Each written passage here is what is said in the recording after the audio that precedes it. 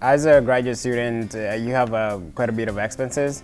So I'm fortunate to have a graduate assistantship which pays for my tuition, but there's still the fees that you have to pay, which is still quite a bit.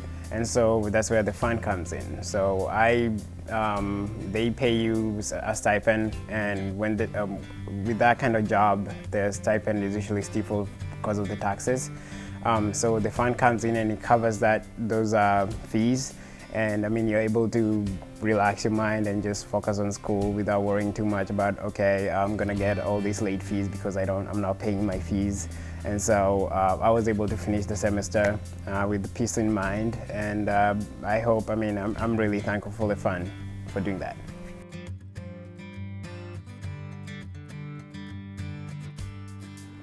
This collaboration project was based on the nursing majors and the speech and pathology majors coming together and exploring issues that affect both of us, but looking at it from each other's perspective. A lot of the simulations were actually focused around stroke patients. Stroke patients have a lot of issues swallowing and talking, but they also are in the hospital and need nursing care. So an average simulation, we would go to the nursing sim lab and have a patient, whether real or a mannequin, set up and just have to go through each of our daily care routines, but with both of us in the room. So it was a lesson on teamwork and how to help each other so that everything can get done. The simulation, I think, made me feel a little bit better because even though it was still high stakes and still stressful, we were able to practice and kind of hone in on our clinical problem solving skills, which helps prepare me as a clinician now in my first year of graduate school. I feel like from this program, it's helped me and helped me develop clinical tools that I wouldn't have otherwise.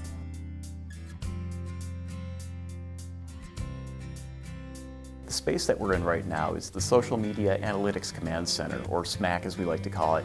And it's a 600 square foot classroom space that's lined with large format displays and touch screens, and it uses specialized software to analyze the social web. And we have access to hundreds of millions of posts in Twitter, Facebook, Instagram, blogs, Tumblr, really the larger social web as a whole. And in this space, again, our students get hands-on access to the data as well as the visualizations that make sense of the data. And we hope that they can learn more critical literacy about social media as well as how to use the tools of social media analytics and production. The SMAC Lab has helped me, especially with my career preparation, because it looks so great on a resume. And actually in an interview just today, I was able to explain what I've done in the SMAC Lab, and they know that experience is extremely valuable. And that's definitely something that's sought after in every business today, because social media is a field that is exploding consistently because it's always going to be relevant from here on out.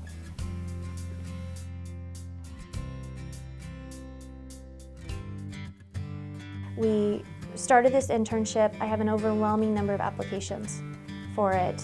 Each fall, I have it in the spring. And the students digitize and create metadata for a totally different kind of document, and those are the historical documents of our department.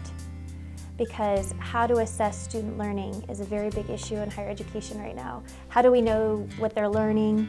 Are they learning what we want them to be learning?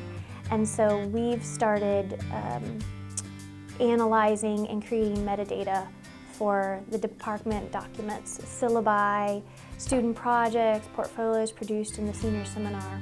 As a faculty member, this kind of investment really allows us to explore talents that we have that aren't necessarily reflected in the curriculum. In the classroom, I knew what I was going to be learning.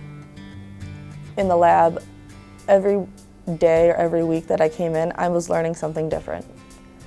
And you can't really teach that in a classroom. You can show it, but you can't really learn it. It's something that has to be learned. It's opening our eyes as a department, as faculty, to what exactly it is we do and how we could tell people about it.